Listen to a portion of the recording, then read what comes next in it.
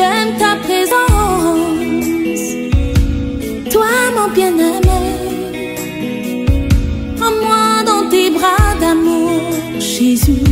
Serre-moi comme ton cœur. Prends-moi dans tes bras d'amour, Jésus. Serre-moi comme ton cœur. J'aime ta présence. Si tu as péché, ce n'est pas le problème de Dieu. Dieu a donné la portion magique pour la solution de ton péché. Regarde à la croix. J'aime ta présence, Jésus mon roi. Gloire au Seigneur. Bien, nous sommes dans la joie ce matin d'être dans la maison de l'Éternel. Amen. Et dans la maison de l'Éternel, il y a d'abondantes joies. Dieu parle et Dieu agit. Ce matin, je voudrais considérer avec vous un passage, Nombre 12. Nombre chapitre 12. Marie et Aaron parlèrent contre Moïse au sujet de la femme éthiopienne qu'il avait prise, car il avait pris une femme éthiopienne. Il dit, est-ce seulement par Moïse que l'Éternel parle? N'est-ce pas aussi par nous qu'il parle? Et l'Éternel l'entendit. Or Moïse était un homme fort patient, plus qu'aucun homme sur la face de la terre. Soudain l'Éternel dit à Moïse, à Aaron et à Marie, allez, vous trois, à la tente d'assignation. Et ils y allèrent tous les trois. L'Éternel descendit dans la colonne de nuée et il se tint à l'entrée de la tente. Il appela Aaron et Marie qui avancèrent tous les deux. Et il dit, écoutez bien mes paroles. Lorsqu'il y aura parmi vous un prophète, c'est dans une vision que moi, l'Éternel, je me révélerai à lui. C'est dans un songe que je lui parlerai. Il n'en est pas ainsi de mon serviteur Moïse. Il est fidèle dans toute ma maison. Je lui parlerai bouche à bouche. Je me révèle à lui sans énigme et il voit une représentation de l'Éternel. Pourquoi donc n'avez-vous pas craint de parler contre mon serviteur, contre Moïse? La colère de l'Éternel s'enflamma contre eux et il s'en alla. La nuée se retira de dessus de la tente. Et voici, Marie était frappée d'une lèpre blanche comme la neige. Aaron se tourna vers Marie et voici, elle avait la lèpre. Alors Aaron dit à Moïse, de grâce, mon Seigneur, ne nous fais pas porter la peine du péché que nous avons commis en insensé et dont nous nous sommes rendus coupables. Oh, qu'elle ne soit pas comme l'enfant mort-né, dont la chair est à moitié consumée quand il sort du sein de sa mère. Moïse cria à l'Éternel en disant, ô Dieu, je te prie, guéris-la. Et l'Éternel dit à Moïse, si son père lui avait craché au visage, ne serait-elle pas pendant 7 jours un objet de honte? Qu'elle soit enfermée 7 jours en dehors du camp, après quoi elle y sera reçue. Marie fut enfermée 7 jours en dehors du camp, et le peuple ne partit point, jusqu'à ce que Marie y fût rentrée.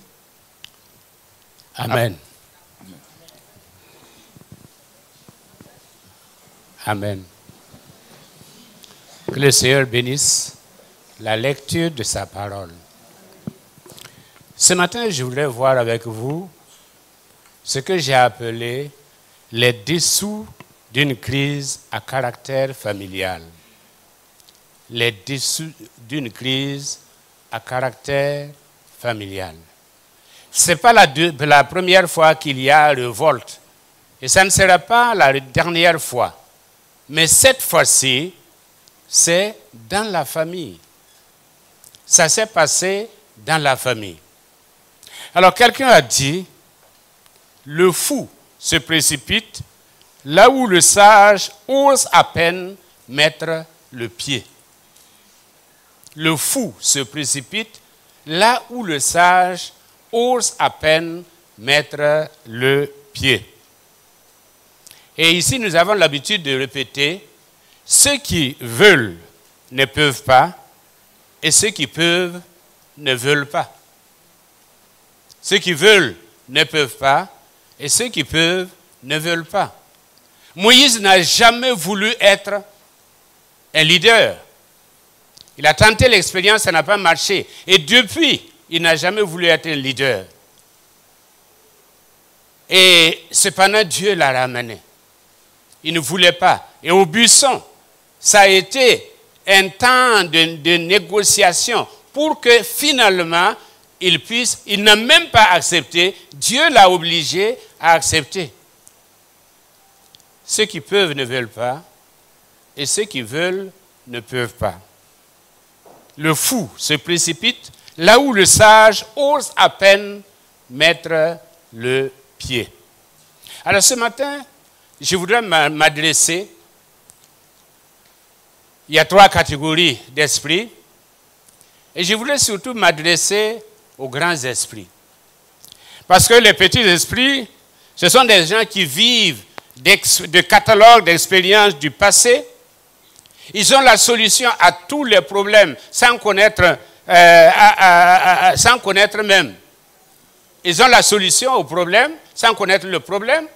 Ils ont la réponse à tout sans connaître les questions. Ce sont des gens pétris du passé et des gens qui se disent experts du tout. Ce sont des gens qui critiquent tout azimut et cependant, ils oublient qui ils sont. Ils critiquent tout le monde sans se rendre compte de qui ils sont. Ils ont cessé d'apprendre. Et mis devant le fait accompli, eh bien, ils se résignent. Ce sont des gens qui sont réactifs. Ils sont réactifs. Ils vont selon leurs humeurs. Alors, il y a les esprits moyens. Eux, ils ont tendance à la neutralité. Or, la neutralité est une forme de lâcheté, disait l'autre. Une fuite de responsabilité. C'est la prudence de la sagesse ou la sagesse de la prudence. Ce sont des gens qui sont neutres. Ils ne sont ni pour le Grand Barça, ni pour l'autre équipe. Confrontés devant la réalité, qu'est-ce qu'ils font? Ils se conforment. Les petits esprits se résignent. Les esprits moyens se conforment. Donc je voudrais m'adresser aux grands esprits. Parce qu'eux, ils sont proactifs. C'est-à-dire qu'ils ont des valeurs, ils ont des principes, et ils marchent selon les valeurs et selon les principes. Et ce sont des gens qui sont responsables, qui s'assument en tant que tels la responsabilité. Ils ont le sens de la responsabilité. L'habilité à la réponse. Ils ont entre autres un plan A, un plan B et un plan C par rapport au problème, au lieu de se laisser emporter par le temps social.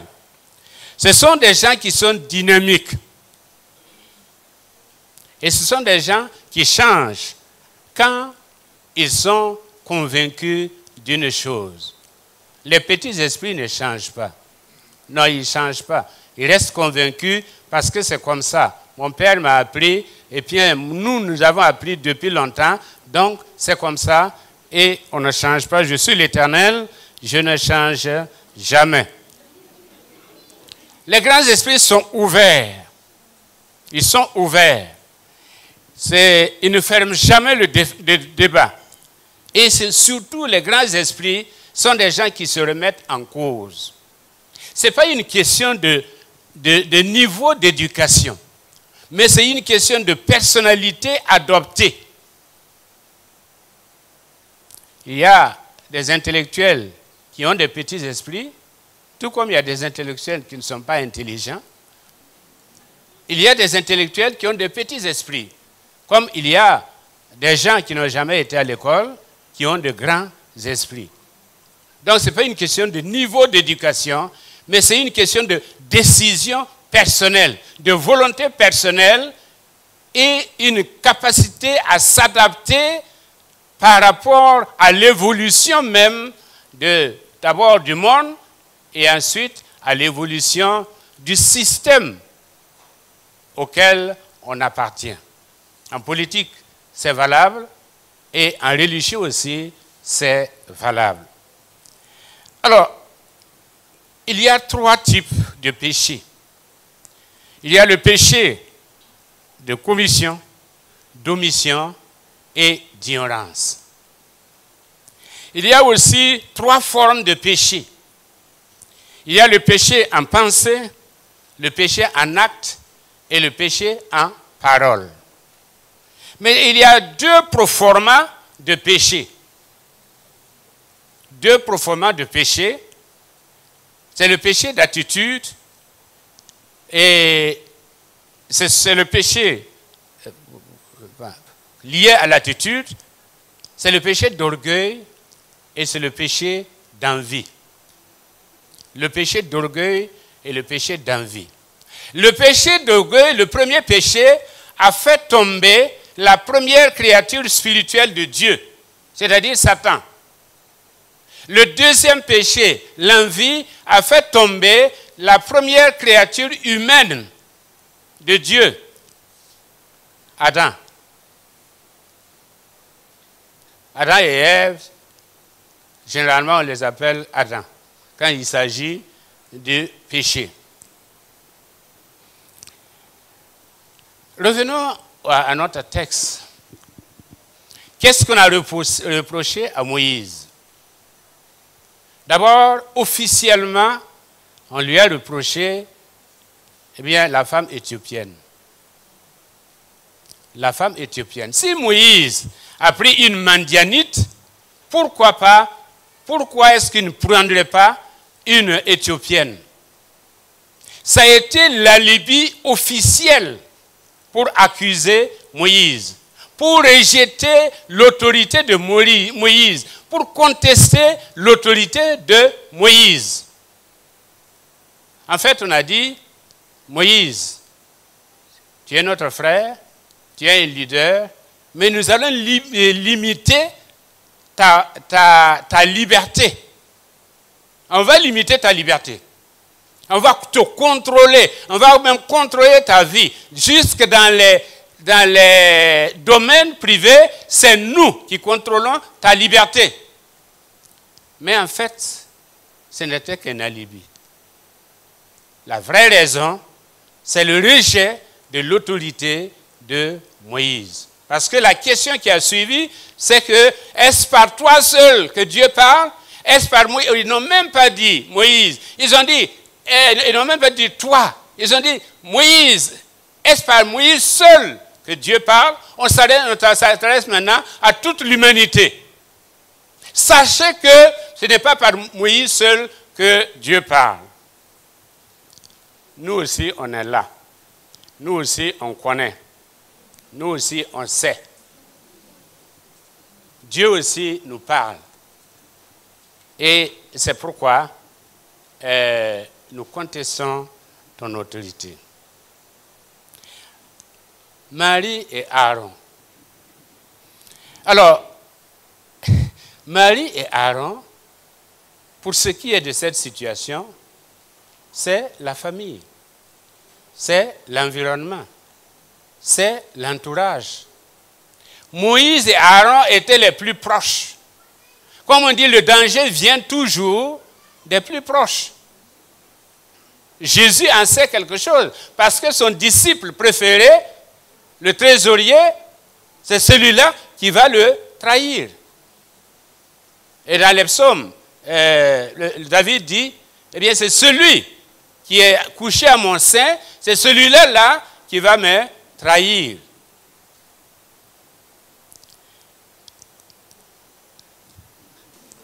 Le danger vient toujours de l'entourage du plus proche. C'est pourquoi quelqu'un disait, Seigneur, occupe-toi de mes amis. Quant à mes ennemis, je m'en charge. Pourquoi? Pourquoi est-ce qu'on est arrivé à cette situation?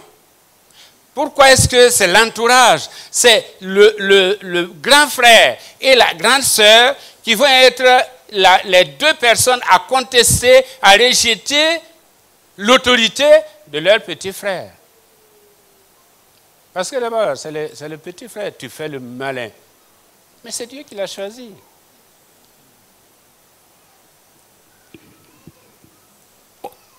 L'entourage s'habitue d'abord à l'autorité, à ton autorité. L'autre jour, on disait, Parapamita Asiria Nabe, sauf Madame Yoda. Parce que chaque fois qu'elle parle de son mari, il y a Naba, Naba. Parapamita Asiria Nabe. Ce sont les gens de l'extérieur qui apprécient. Mais ton entourage ne t'apprécie pas. On ne voit que tes défauts, on ne voit pas tes qualités. On ne voit que tes défauts. C'est l'extérieur qui apprécie. Parce que Moïse a été, pour Israël jusqu'à aujourd'hui, le repère historique. Parce qu'il a été en même temps et le législateur, et le prophète, et le prince. Il était tout ça à lui seul. Parce que Dieu l'a désigné pour être tout ça. Mais Marie et Aaron, sa propre famille, ne l'apprécient pas. Généralement, c'est l'extérieur qui apprécie ton autorité. Ce n'est pas tes proches qui apprécient ton autorité. Parce qu'avec le temps, on se rend compte que tout homme est un homme. Qui que tu sois leader, eh bien, on se rend compte que tu as des défauts. Et au lieu de voir les qualités, on va mettre l'accent sur les défauts. Et avec le temps, on apprend à singer. On va dire, bon, nous aussi, Dieu aussi nous parle. C'est vrai, Dieu a parlé à Aaron et à Marie, mais pas de la même façon. Pas de la même façon. Ils ont été appelés pour seconder Moïse, ce n'est pas pour l'égaler ni le dépasser.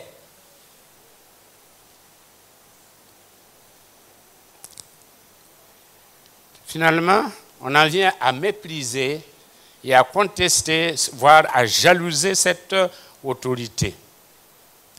Nous aussi, on peut faire comme toi, sinon on peut faire mieux même que toi.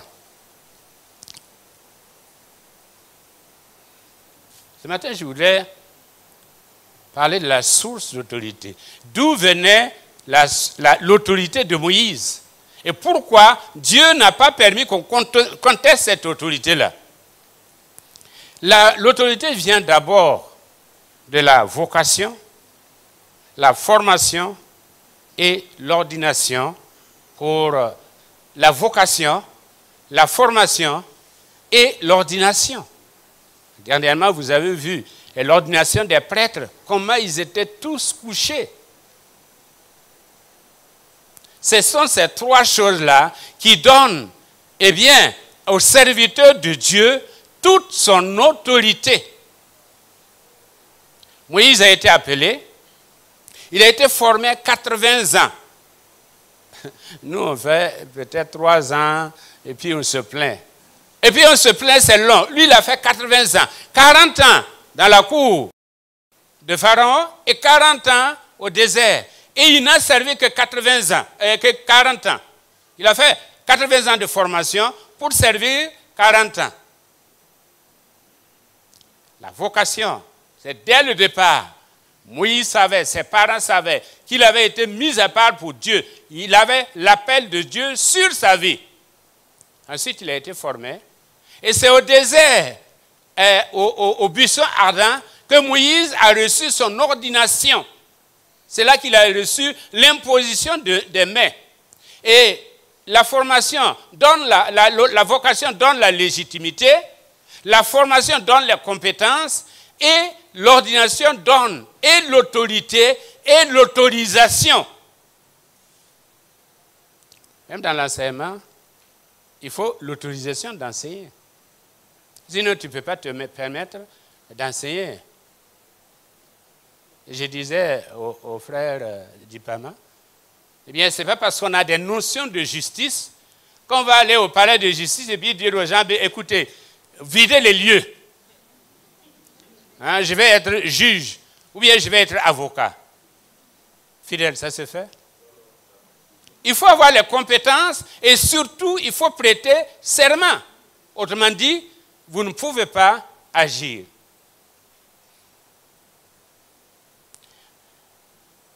Moïse a passé par tout ça, Aaron non. Et surtout pas Marie. Parce que dans le psaume 107 et verset 103 et verset 7, il est dit, il a manifesté ses voies à Moïse, mais seulement ses œuvres aux enfants d'Israël.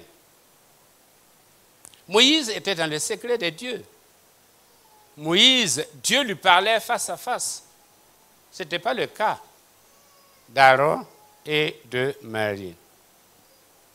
Alors, qu'en est-il, comme le pasteur Josué aime à le dire, en application? Qu'en est-il de l'Église? Alors d'abord, je voudrais souligner que l'Église est une théocratie. L'Église n'est pas une démocratie.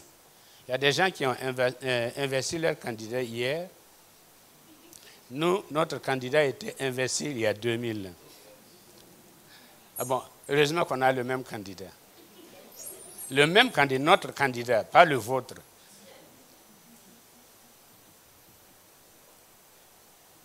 Dans Éphésiens 4, verset 11, il est dit, il a donné à l'Église des apôtres, des prophètes, des évangélistes et des pasteurs. Donc, dans l'administration de l'Église, on parle de ministères internationaux et de ministères locaux. Par exemple, les apôtres, les prophètes, les évangélistes, les pasteurs, enseignants, ce sont des ministères internationaux. Partout où tu vas, si tu dis que tu es prophète, si tu as vraiment ce titre de prophète, et si tu dis que tu es pasteur, tu es évangéliste, eh bien, on te reçoit comme tel. Mais tu ne peux pas aller dire quelque part, je suis diacre. C'est valable pour ton église. Et pas pour toutes les églises. Donc, il y a des ministères internationaux et il y a des ministères locaux. Et les ministères locaux, c'est le ministère d'anciens et le ministère de diacre. Ils ont une légitimité biblique, mais ils n'ont pas toutes les compétences et l'autorisation est indiquée pour agir dans les affaires de gestion de l'Église. Ils ont une légitimité biblique, mais ils n'ont pas les compétences, à moins que vous ne soyez dans l'Église réformée. Là, si vous voulez être diacre, si vous voulez être ancien, il faut connaître, eh bien, Calvin du bout des doigts. Vous pouvez ne pas connaître la Bible, mais vous connaissez la théologie de Calvin pour pouvoir participer. Alors, dans l'organisation, dans l'Église, il y a ce qu'on appelle le gouvernement de l'Église. Et le gouvernement de l'Église, c'est généralement les types de gouvernement. Par exemple, il y a la forme épiscopale, c'est-à-dire les catholiques. L'évêque de Rome devient le chef de toute l'Église catholique. Le pape n'est que l'évêque de Rome. C'est la forme épiscopale. Et épiscopos qui veut dire évêque. Ensuite, il y a la forme presbytérienne. Presbytérios qui veut dire ancien. Et là, c'est les églises réformées. Généralement, les églises réformées. Que ce soit l'église réformée de France, l'église, toutes les églises. Et là, le gouvernement se fait par un consensus des synodes qui décident. Mais là aussi, tous les anciens qui participent sont formés. C'est d'ailleurs même en France, même dans l'église des Assemblées de Dieu, même si vous avez été à l'école biblique, vous revenez de l'école biblique, tant que vous n'avez pas une église et que vous n'êtes pas entièrement consacré à cette église, on vous appelle ancien. Vous n'êtes pas pasteur. Donc il y a la forme presbytérienne. Ensuite, il y a la forme congrégationaliste. C'est par exemple toutes les églises, la plupart des églises évangéliques ont cette forme congrégationaliste. C'est-à-dire c'est la congrégation qui est le repère. Bon, les assemblées de Dieu, on a toutes les formes. Parce qu'à la base, on est congrégationaliste. Au milieu, le Conseil national, on est presbytérien. Et puis à la tête, on a un pape.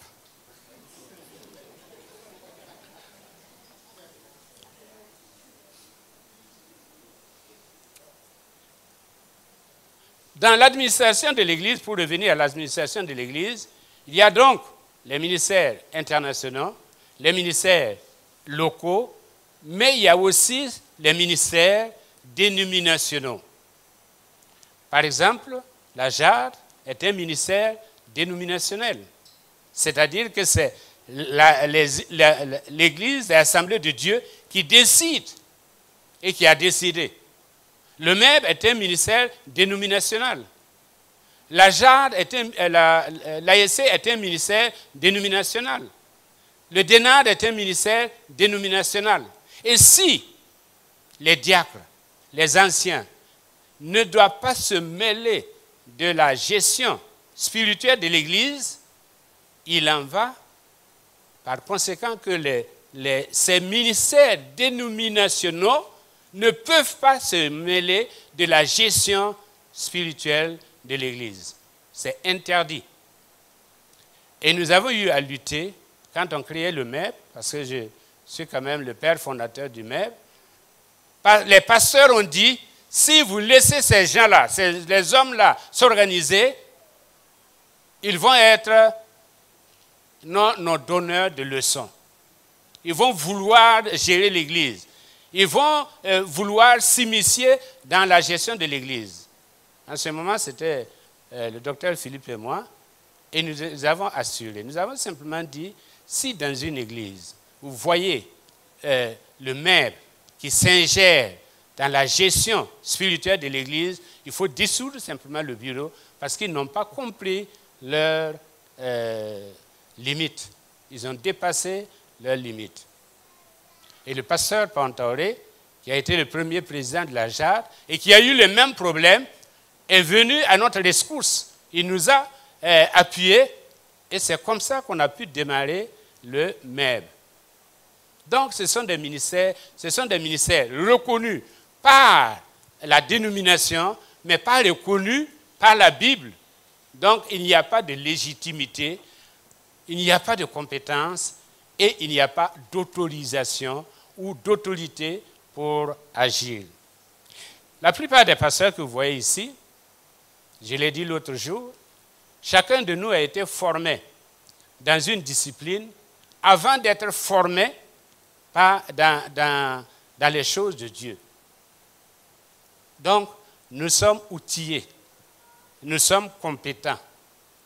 Et en plus de cela, nous avons reçu l'imposition des mains. Il n'y a que le pasteur Boniface qui n'a pas encore reçu l'imposition des mains. Mais les quatre que nous sommes, nous avons reçu l'imposition des mains, l'autorisation et de Dieu et de l'Église des Assemblées de Dieu pour agir au nom de l'Église des Assemblées de Dieu. Et nous sommes redevables. S'il y a un problème, eh bien c'est à nous qu'on demande des comptes. Et non seulement l'Église nous demande des comptes, mais Dieu nous demande des comptes. Donc, voilà dans l'Église, par application, la source de l'autorité. Il y a la vocation, il y a la formation et il y a l'ordination ou l'imposition des mains qui donne la légitimité les compétences et l'autorité ou l'autorisation. Alors revenons à Marie et à Moïse. Pourquoi Marie a-t-elle été punie et non Aaron? Parce que d'abord, c'est elle qui menait le groupe. Et dans tout groupe, il y a un meneur. Il y a un meneur. Les réunions à 2, à 3, à 4, à 5. Il y a des réunions. On se consulte. Oui, il y a ceci. Est-ce que tu vois ceci? Est-ce que tu as vu cela? Et quand votre information vient d'une femme, ce n'est plus une information, c'est des émotions, c'est des interprétations, c'est du subjectivisme. Et c'est ce que Marie a fait. Et elle a fait ça, c'est monter à la tête d'Aaron. Et est-ce que tu as vu ce que l'enfant a fait? Nous aussi, on est là. Et bon, il veut prendre toute la place. Les gens ne voient que lui. Mais nous aussi, on est là. Et c'est comme ça que Aaron, qui est un maillon faible de la famille, parce qu'il faut le voir avec le veau d'or, là aussi, il s'est laissé manipuler par le peuple. Aaron, qui est très faible, s'est laissé emporter. Il a cru à la chose. Et puis, c'est vrai, Dieu ne l'a pas puni. Mais il a porté la culpabilité et du veau d'or et de cet incident-là toute sa vie. Il faut savoir qui on est et ce qu'on fait.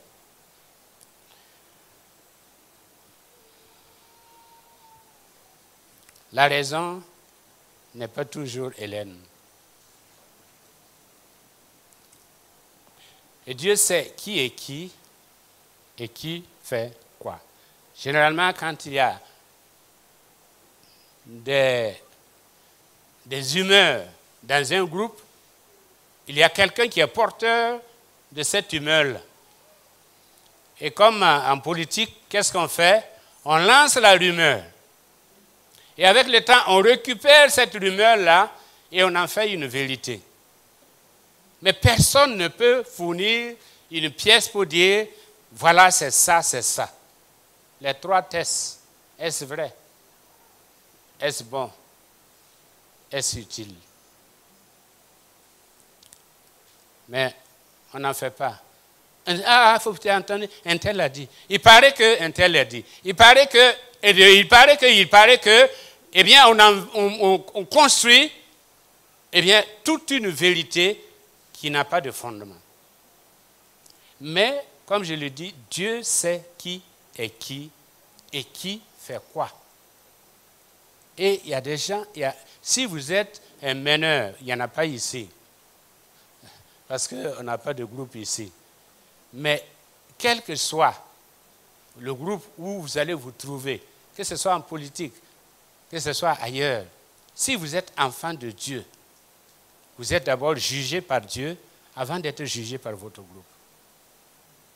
Parce qu'il vous a envoyé pour le représenter et non pas pour répandre de mauvaises nouvelles, des rumeurs. Quand vous vous retrouvez à 2 ou 3, retrouvez-vous pour prier pour l'Église et non pas pour parler de l'Église.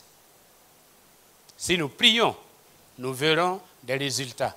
Si nous parlons, nous donnons l'occasion au diable d'agir.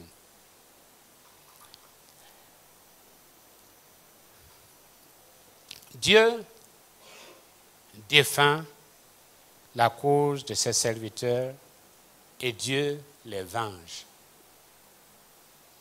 Une réunion de crise a été, il est dit d'abord que Dieu entendit. Tout ce que nous disons, Dieu entend. C'est pourquoi il est dit ailleurs, Jésus l'a dit, par tes paroles, tu seras justifié, et par tes paroles, tu seras condamné. Et il est dit, il ne faut pas beaucoup parler, parce que celui qui parle beaucoup, il n'évite pas le péché. Dieu entendit. Et Dieu a convoqué une réunion de famille, une réunion de crise. Et Dieu a remis chacun à sa place. Écoutez, vous là, je ne vous connais pas. C'est comme les fils de Sheva. Quand ils se sont levés, ils ont dit, nous aussi, on a entendu Paul dire, on a entendu parler de Jésus-Christ, on va faire comme... Ils ont dit, ils ont rencontré un fou.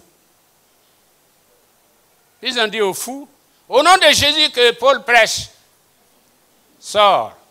Et qu'est-ce que le fou a dit? Je connais Jésus, je connais Paul, mais vous là, qui êtes-vous? Donc, ils ont passé un mauvais quart d'heure. Dieu connaît ses serviteurs. Il connaît ses serviteurs.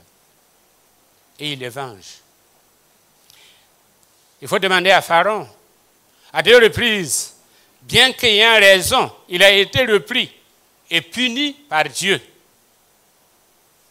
Pharaon n'avait pas raison d'avoir raison.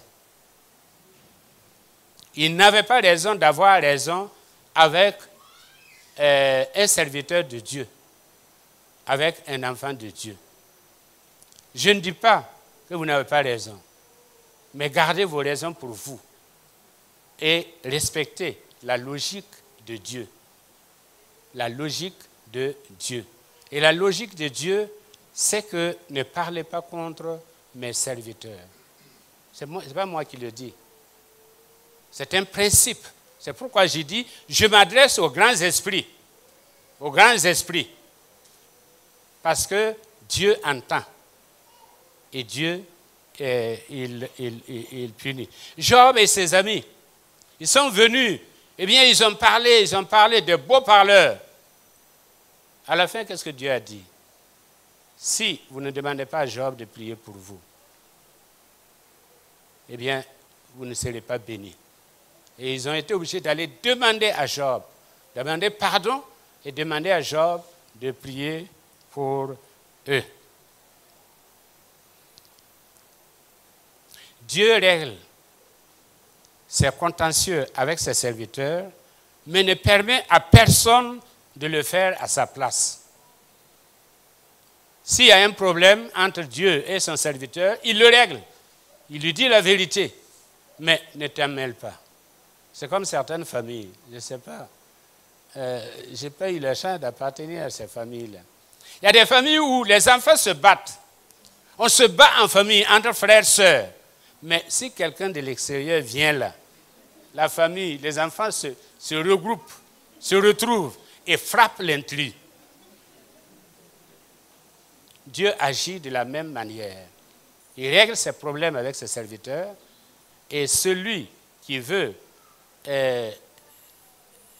venir entre lui et ses serviteurs, il règle aussi son compte. Parce qu'il est dit, toi, qui es-tu, toi qui juges le serviteur d'autrui? Qui es-tu, toi qui juges le serviteur d'autrui? Les serviteurs de Dieu, dans toutes les églises, sont apparemment sans défense. Ils sont sans défense. On peut dire tout ce qu'on veut d'eux. On peut les accuser de tous les maux. On peut les apprécier comme on veut. Mais je suis là pour vous dire, sur la base de ce que nous avons vu, que Dieu se tient à côté de ses serviteurs. Il y a des gens qui ne sont pas bénis parce que simplement, eh bien, il y a un passé. Il y a un passé pour lequel Dieu n'est pas content. Dieu n'est pas content. Parce qu'on a dit des choses, on a fait des choses, on a laissé supposer des choses. Et Dieu, il entend. Il entend tout. Dieu, il entend. Et au moment donné, il rend à chacun selon ses œuvres. Ils ont un avocat auprès du Père qui n'a jamais perdu un seul dossier. Donc, devant lui, comme je le disais de Pharaon, vous n'avez pas raison d'avoir raison. Vous n'avez pas raison d'avoir raison. Ne suivez pas votre logique. Vous vous levez, oui, il a fait ça, il faut que je lui règle ses comptes. Ce n'est pas ton rôle. Ce n'est pas ton rôle. Si tu le fais, tu vas rencontrer quelqu'un qui va régler tes comptes à toi. Et ce sera très, très méchant. En conclusion, je voulais simplement dire, Dieu veut travailler avec les grands esprits. Ceux qui sont mus par des principes, ceux qui sont capables de s'auto-évaluer, comme notre frère, le pasteur fidèle nous l'a dit vendredi, qui sont capables de s'auto-évaluer pour savoir, comme Paul le dit, s'ils sont encore dans la vérité. Il y a des gens qui ont pris la bénédiction du départ, des expériences du passé, et ils vivent de ça, comme je l'ai dit, un catalogue de bénédictions, mais ils ne se mettent jamais en cause. Est-ce que je suis dans la vérité? Vu l'évolution des choses, est-ce que je suis dans la vérité? Ce sont des grands esprits. Ce ne sont pas les petits esprits. Les petits esprits ne se remettent jamais en cause. Ils accusent toujours quelqu'un d'autre, mais pas eux-mêmes. Or, la Bible dit que celui qui ne reconnaît pas ses fautes, il ne progresse pas. Il ne progresse pas. Celui qui ne reconnaît pas son état, il ne progresse pas. Il est plus facile d'obtenir que de maintenir. Il est plus facile d'obtenir que de maintenir.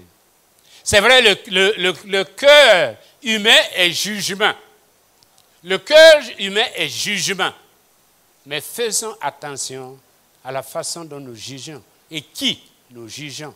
Et si nous avons l'autorisation de juger. Les expériences et la dotation du départ ne sont pas une garantie pour l'arrivée. C'est parce qu'il y a 20 ans, il y a 30 ans, il y a 10 ans, j'ai fait une expérience avec Dieu, j'ai connu Dieu, etc., que maintenant, je suis dans la même position. Puisque Dieu, il est du passé, du présent et de l'avenir, mais nos expériences ne sont pas du passé, du présent et de l'avenir. Le fou affirme, le sage réfléchit et le savant doute. Le fou affirme, le sage réfléchit et le savant doute. Soyons des Moïse et non des Aaron. C'est-à-dire que Moïse a reçu la dotation de départ, mais chaque fois il est retourné vers Dieu. Seigneur, que veux-tu que je fasse? Comme l'apôtre Paul. Par rapport à Samson qui, lui, une fois qu'il est parti, il est parti. Il n'est plus jamais revenu vers Dieu. Et c'est pourquoi les deux phrases. Moïse ne savait pas que son visage brillait et Samson ne savait pas que l'Éternel s'était retiré de lui. Faisons beaucoup attention. Je parle aux vrais chrétiens. Je parle à ceux qui veulent avancer. Parce qu'il y a ceux qui se sont mis dans les sectes et qui même non seulement ne veulent pas avancer, mais ne veulent pas que les autres avancent. Il y a ceux-là. Nous sommes au courant, nous savons. Mais comme quelqu'un nous a dit en Angleterre en 1977, il a dit, si vous voulez passer du temps à défendre votre réputation, vous n'aurez pas assez de temps pour travailler pour le Seigneur. Laissez chacun avec son Dieu et sa conscience. Laissez chacun avec son Dieu et sa conscience.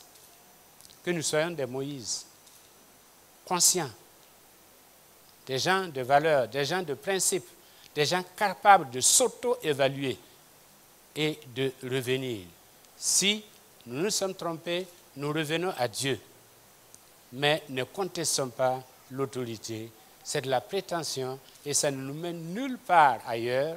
Au contraire, c'est notre malédiction. Je le dis, avec 47 ans de ministère, eh bien, on a vu des choses. On a vu l'eau couler sous les ponts. Et je ne suis pas là pour longtemps. Au moins, en tout cas, je l'espère. Mais je voudrais que vous soyez dans la foi pour l'éternité. Et les principes que je vous dis, ce sont des principes qui vont guider, qui vont vous aider à croître continuellement et à être agréable à Dieu. Agréable à Dieu. Pour que Dieu puisse continuer à vous bénir, à vous accompagner et vous mettre à côté des serviteurs de Dieu pour que vous puissiez les accompagner, non pas les égaler ou vouloir les remplacer. Que le Seigneur vous bénisse. Amen.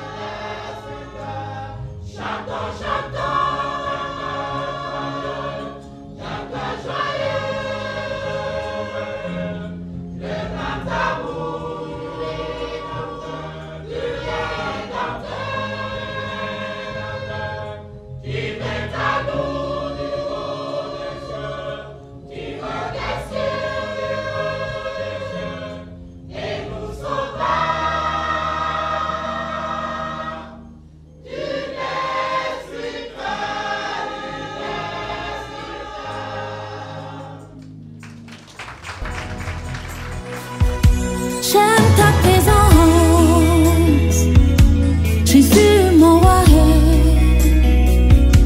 J'aime ta présence, Jésus mon bien-aimé.